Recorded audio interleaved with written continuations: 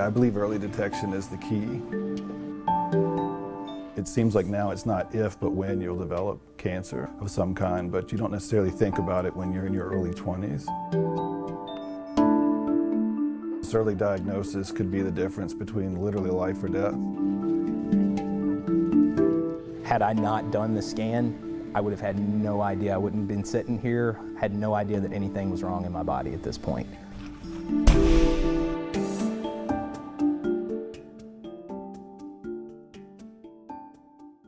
As firefighters face a greater risk of cancer, some are taking a proactive approach to try and find issues early. Finding it early can mean the difference between life and death.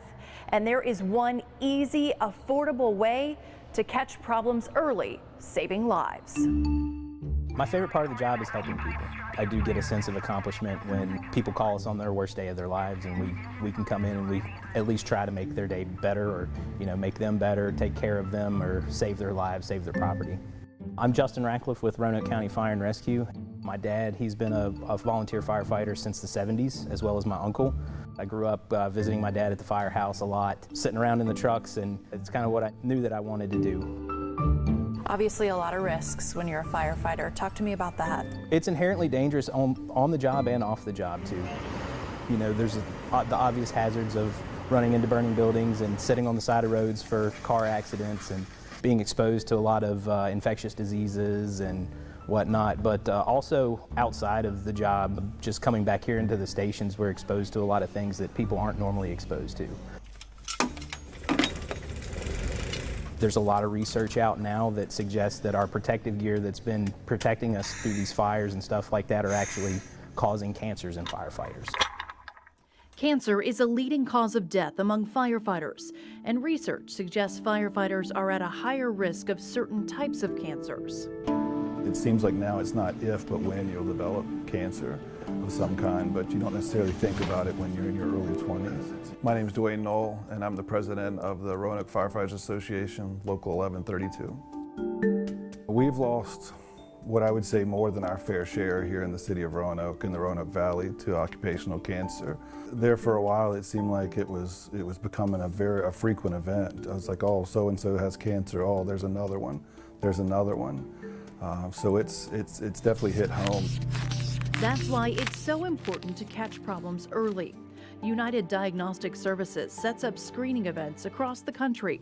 For 1 week, they tested people in Roanoke. The 30-minute appointments examine 9 critical areas of the body, including the heart, thyroid, liver, spleen, kidneys, gallbladder, bladder, and the pelvic area. What kinds of things have the scan found? Usually the scan is to find cancer, but along the way we do find other stuff, such as cysts, stones. Any other thing that's abnormal, we do find it along the way because it is a full body scan. My name is Chantel Barker and I work for UDS as a medical assistant. Your results take 10 business days. Everything will be sent to your email. How many scans have you gotten already? This will be my 3rd scan. Have they found anything? They found some things to monitor, some things that I was unaware of, and had I not had the ultrasound, I would never have found out about. I have a heart valve issue that was found through ultrasound. If monitored and maintained a certain lifestyle, could probably never be a problem, but had I not known about it, it could have developed into a problem which ended up in open heart surgery. As a young firefighter coming into the service, I knew that there was a possibility that I could get injured or burn or something, but cancer was far, far in the back of your mind, or even unknown. Back in the day, it just wasn't something you thought about, but it's risen to the forefront, and we're starting to find out that we're a lot more susceptible to getting occupational cancer. The first year that they brought it here, I really didn't think much about it, but then last year they brought the scan back, and I said to myself, well, I'm over 30 years old, I need to start taking care of my health, I need to start keeping track of these things. And then about a week later is when I got the phone call saying that they had found some abnormalities in my thyroid, and that I needed to get some follow-ups from that. What went through your head when you got that call? Was unexpected, especially as young as I am. More or less I had made up my mind that at some point in time I was going to end up with cancer. I just didn't think it was going to be this early on. You can see just how many issues this finds. UDS reporting more than 40 cancer detections in firefighters in less than 2 years.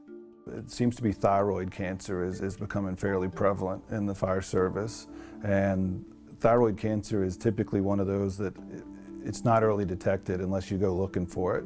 It's not something that's going to show signs that cue you in until it's advanced. And these find other problems too. Across 76 screenings, there were more than 8,000 findings that needed action, like heart issues. Not all of the issues are life-threatening, but they do need follow-up with a doctor to do more testing, monitor a condition, or create a treatment plan. This is cheap, it's accessible, talk to me about just how easy you're making it. It's low cost. Obviously, we'd love to see our city council and our city support this endeavor to do these cancer screenings on a yearly or a biannual basis or whatever they see fit just to bring this company in to do the cancer screenings. But the majority of our membership see right now that it's so important that they're willing to come on their own time and pay their money out of pocket to get this done because they've seen the results of how important it actually is. What does it mean to be able to do this for people that put their lives on the line?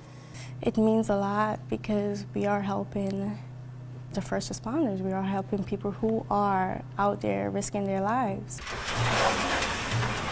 My fellow firefighters here have come to me and said, hey, we've heard what's happened, we've heard what's going on, and they've said, I've signed up because of what you've done. You were 100% healthy, you had no outward signs of anything, no symptoms saying that anything was wrong, and it did find something. I've taken the attitude that it's just one of these things that I'm just going to have to deal with, and I'm going to take it as every step that it comes, and the treatment's going to be the treatment. Are there any limitations? Is there anything stopping people from getting this done? No, I don't think that there are any limitations. I think the biggest setback or the biggest hurdle to overcome is for a lot of our younger people. They're like, well, I'm young, 20 years old, in my 20s, and I'm bulletproof, and sometimes it takes several years to learn that you're not, and to get it into their heads that how important this is. So what do you tell other firefighters? What can they learn from you? Keep a good eye on your health. Your health is the most important thing. And just because you're not experiencing any symptoms or you're not having any problems doesn't mean that there isn't something going on with you. Get the scan, honestly. That's the biggest thing, is get there, get the scan done, if not for just peace of mind. For me, that's what it was going to be. Justin says he's going to beat whatever this is and then come back to the job. Now, there is another limitation. These scans only go through 9 parts of the body. So if you have a problem somewhere else, the scan won't find it. Now, the findings are only shared with you. Nobody else gets the report, and they recommend firefighters get this scan every 2 to 3 years.